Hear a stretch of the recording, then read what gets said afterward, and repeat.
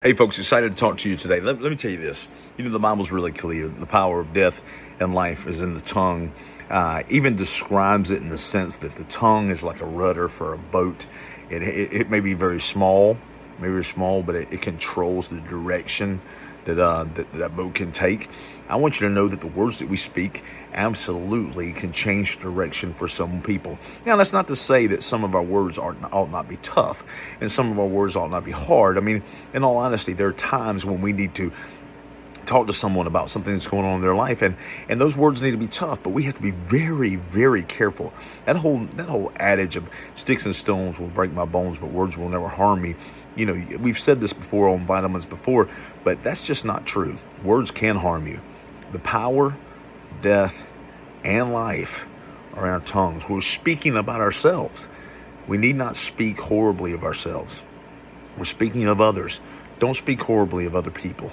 Gossip, destroying relationships, destroying futures, destroying goals and dreams. All of those things that's not the business that Christians ought to be in. What we ought to be in is encouraging words. Now, hear me again. I'm not saying that there ought not be times where we sit down and we talk through problems and we talk about how to handle things. I'm not saying that at all. What I am saying is that we have to be, every word matters. And sometimes I know I do this. I'm sure you do this. Sometimes I say things, man, and I regret it later. I'm like, golly, did I have to say it that way? Did I have to do that? I've responded in front of friends. Sometimes I'm like, man, that was just a total mistake. That was just a complete and utter mistake. And I should never handle it that way. Your words matter. If you're speaking into your children, you can make them behave a certain way by continually saying certain things about them.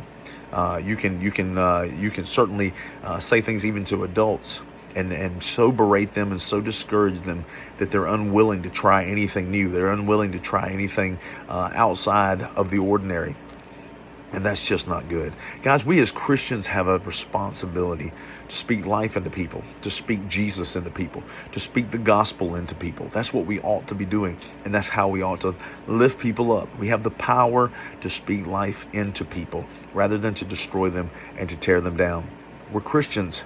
That means that we point them to Jesus through the things that we say, the things that we sing. All of that is the power is right here. Speak life into them. Speak health into them.